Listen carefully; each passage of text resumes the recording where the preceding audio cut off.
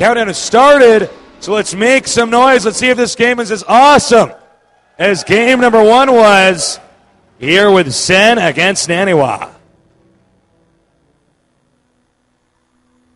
All right, we're on.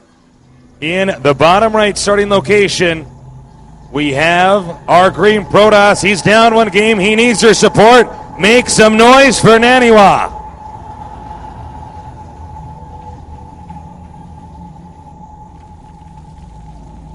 Meanwhile, up 1 game, showing one of the more impressive Zerg versus Protoss games I have ever seen. Give it up for Sen.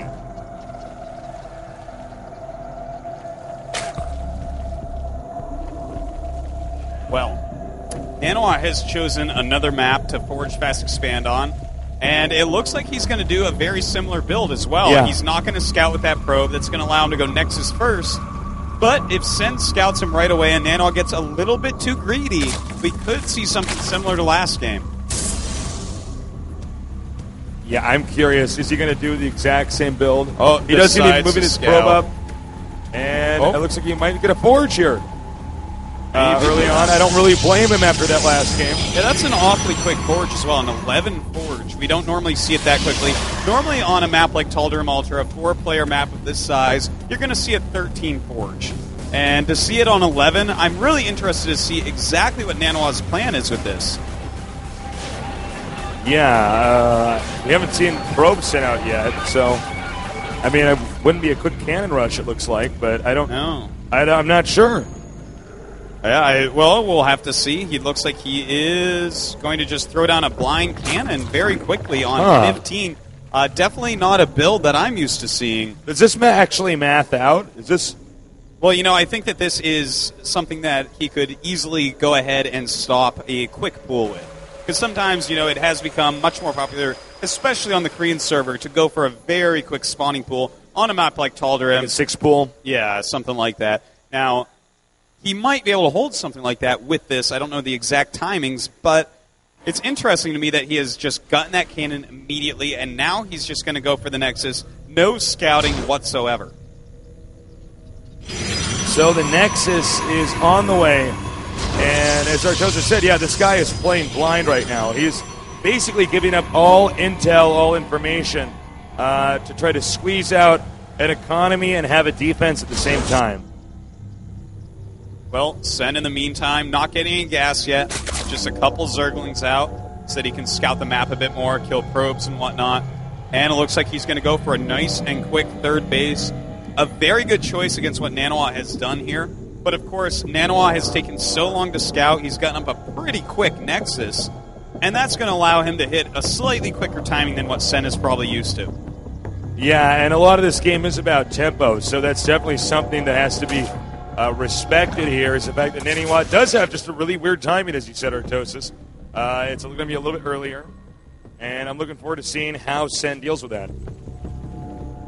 Well, right now we have the gateway finishing up. The probe going to be taken out pretty quickly here. Cybernetics score going up, but you're not really going to know what's going on for a little bit more. As that Cybernetics core starts the warp gate upgrade, after that, that's when we're going to be able to figure out what Naniwa is doing. Before that, it's pretty standard. You know, make a lot of probes, get a few extra units out, hit your pylons, maybe even grab another gas or two.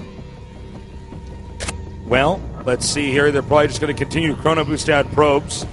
Both sides here, when you do quick expand builds like this, you have to stay on workers. You're not allowed to just transition right into a quick attack because it's just not an easy thing to do. So they're going to keep making the probes. We see the Stargate up here now. Very quick Stargate. Perhaps a Void Ray. Yeah, I think we'll definitely see a Void Ray and then some Phoenixes. Naniwa is actually, in my opinion, the best Void Ray Phoenix user in the world in this matchup. Oh, yeah, actually, I think that's true. Yeah, he really knows how to pick things off. You'll look at the Zerg base and you'll say, you know what? I play StarCraft 2. I've seen this before. No damage is being dealt here. And then Naniwa will proceed to kill 5 queens, a spawning pool, and 10 overlords. And it's just absolutely amazing to watch. So I'm very excited to see him going for this tech route here. We'll have to see how much Sen spreads out his overlords, because when you spread out your overlords, that's the first moment or first indicator where you have a high chance of actually losing a lot to that Void Ray. Now we see the Zealot coming in here. And this is a nice little harass build here. But Sen very ready with those 3 queens, using a few drones as well, repelling Naniwa's little pressure very, very well. That's supposed to force a lot of Zerglings, but Sen only started 4, knowing that that is the max amount he would need with all of the queens that he had prepared. Yeah, Sen is really playing like a pro. The Void Ray is about to pop out, so even if the Overlord scouts a Stargate, it'll be all too late. Oh, excuse me, perhaps not. It depends on whether he decides to hide it. Okay, he will show it.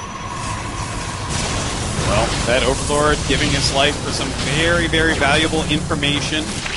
And we don't have actually an evolution chamber yet. Just Sen is only using queens at the moment, which is really interesting. Just now starting the evolution chamber. But he has enough queens that he's not going to be scared, at least for a little bit.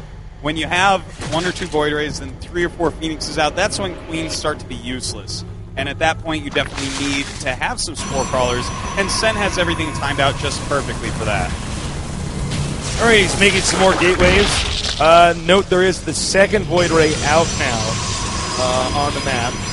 And I don't know if we'll get much more after that. Eventually you have to transition out of this because the Zerg can start defending from Void Rays much quicker than the Protoss can kind of increment them out. Well, Sen right now, he has 57 drones. No more on the way for the moment. Naniwa at 46 probes. But 3 base against 2 base spread, the economy of Sen is actually a lot better. Now what he's going to have to do is just defend against Void Rays perfectly, and it's very interesting. No Phoenixes yet. Just 2 Void Rays with another one on the way, and in fact, as the next one pops out, another Void Ray started. So it looks like what Naniwa's going to do is just lightly harass with the Void Rays, and then hit a timing attack with Gateway units and Void Rays, which is extremely strong against a Roach-based army, which Sen is actually producing right now. You know, it's interesting because Sen is doing such a good job of defending here. It's at the point in time where supply's starting to pick up, but hold that thought. We have the Void Rays now hitting the Queens. Oh, beautiful transfusion right there, forcing one of the Void Rays back. Looks like he will lose 1 Queen, but the Spore Crawler does relocate, and oh my god, Naniwa just gonna go for it. Oh, second target on the hurt. Void Ray doesn't quite kill it, but another Queen coming up for the flank, but nothing to flank into. Beautiful play by both players here. And a lot of injured Void Rays, but will Sen be able to kill him? Oh, this is so beautiful. All 4 Void Rays still alive, and a lot of the Queens have been taken out here, so there's not really a ton of defense. If you can focus fire those Void Rays and get them charged up. Look at that. Nice force fields going up, keeping those all in place. A couple Queens coming up from behind, targeting down Void Rays. One of the Void Rays floats into a Spore. Only 2 Voids left. Sen somehow miraculously holding this attack so far. It looks like more Protoss units have managed to merge up with the rest. He has drones not mining right now, as he needs everything he can to defend. Now sitting in the back, realizing there might be a lull in the storm here. Well, we have 4 Queens right now and a lot of Roaches out, and a lot of Queens is how you deal with the mass Void Ray build. That 1 Queen in the front taking a lot of damage. Beautiful transfusion on the Queen in the front, but the Queen in the front should be using transfusion as well. A huge warp in here by Naniwa, and I don't know if Sen has what it takes to hold this. All right, the Roach is now moving back, and this might be that critical mass that can just run you over. He needs to get some more Roaches out. There's 14 on the way, but that's still not quite an answer to all of these Void Rays. Note he's continuing to juggle his charge here on the Zealots. He wants to keep them charged up for as long as humanly possible. And he looks like he will continue to keep them charged up all the way into this battle now. Well, he does have a few spores in there, but Naniwa expertly microing away his Void Rays, taking as little damage as is possible. And this is just becoming too big an army right now for Naniwa, but Sen with a huge Roach macro, 9 more Roaches on the way. Hydralisk Den is about to finish. Artos is getting nerd chills because this game is so on the ropes right now. As you can see, he's throwing out a few more force fields. The Void Rays doing some more damage. Spore Crawler gone. Roaches coming up from behind here. I don't know how many more force fields are left, but they should be running out of them pretty soon here. Oh my god, does Sen have a chance to hold this?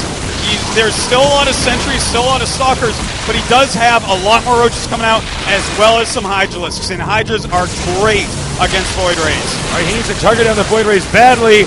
Here he comes from behind. A nice flank by Sen, but Naniwa may in fact have too much. 6 more Hydras and 3 more Queens on the way. Oh, the drone's doing a huge job. And oh my god, more and more gateway units are coming in, but those drones are going to go down in 2 seconds. Oh my god, it's actually still so hard to tell who's going to win this. Only one void ray left, and once that void ray goes away, it'll be much easier for the Zerg to hold off this attack here. These Hydras doing a great job as well. The last force field's being used, the last sentry about to die. It does go down. The most insane micro battle of the tournament thus far still going on. Zealots and sentries being warped in. Oh my god, tasteless. I cannot believe how good this game is right now. Now here's the problem right now is Naniwa was not back in his base doing much to improve his economy or help himself out that much. So, I don't know, man. I mean, this is a pretty scary situation right now. I don't know if Naniwa can recover. I don't think he was making probes that entire time. We didn't get many shots of it, but it was mostly just attacking units. Of course, in fairness, Sen did lose a lot of drones trying to hold that off. So, I mean, they both took some heavy hits. In fact, 42 drones against 45 probes.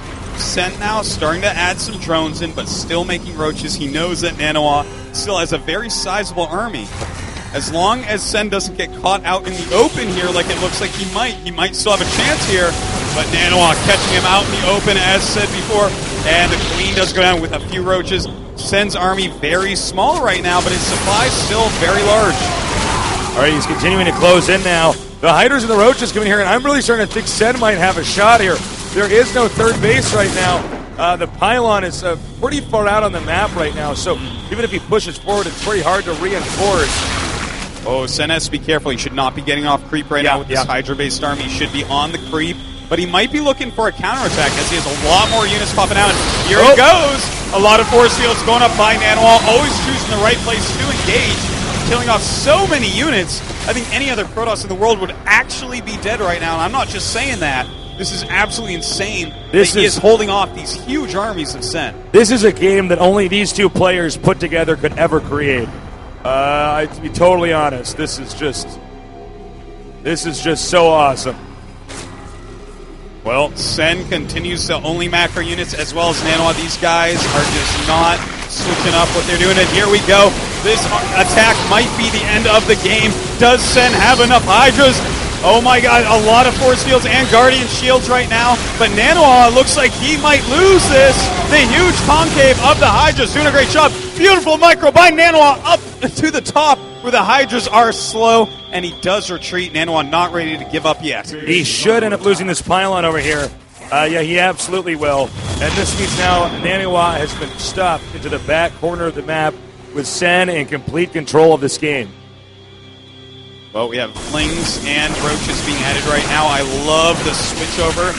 2 Lings for Sen. He wants some more mobile units to help flank off Naniwa's army as he keeps running away from Hydras.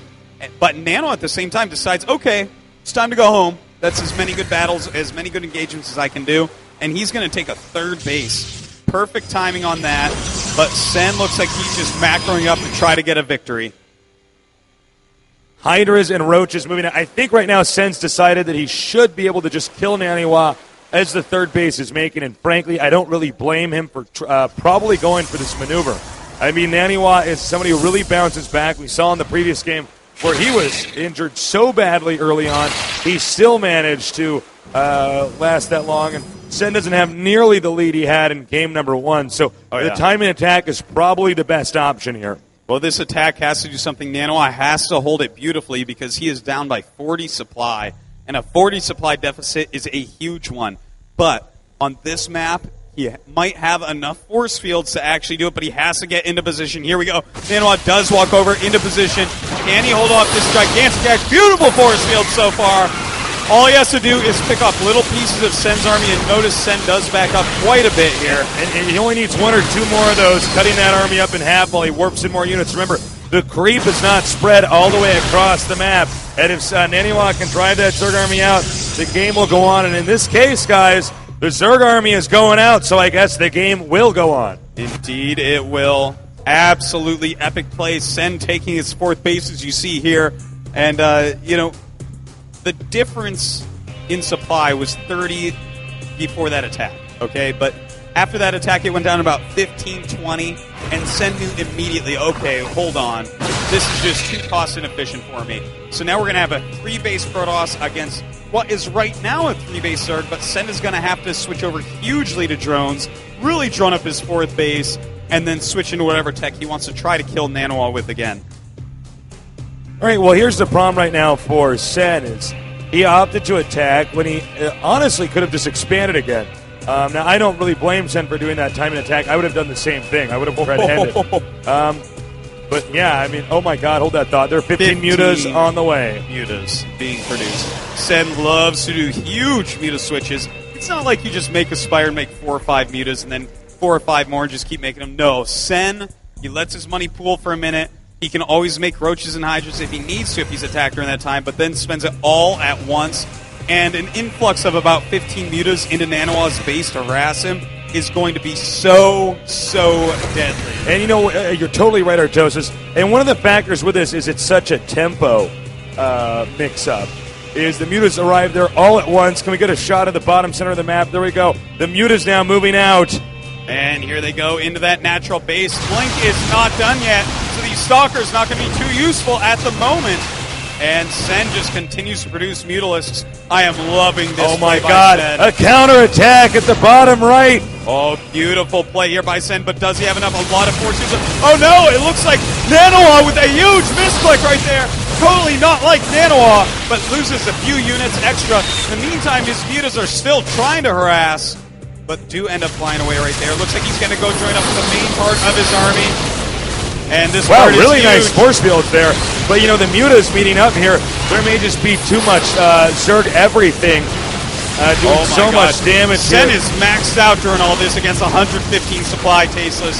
Absolutely insane macro by Sen. This Nexus goes down. Oh, GG. Wow. What a game right Oh, my there. God. That game, well, both those games were just, I mean, it's really something to remember. I'm never going to forget casting those games. I hope you guys never forget watching them because that was a rare set. Let's just give it up for that game one more time. Both those games, that series. Guys, I know we waited a long time for that match. Yeah, I know. It was worth it. It was worth it. I know we've introduced the game like 4 times, but thank God we got to cast that one because that game was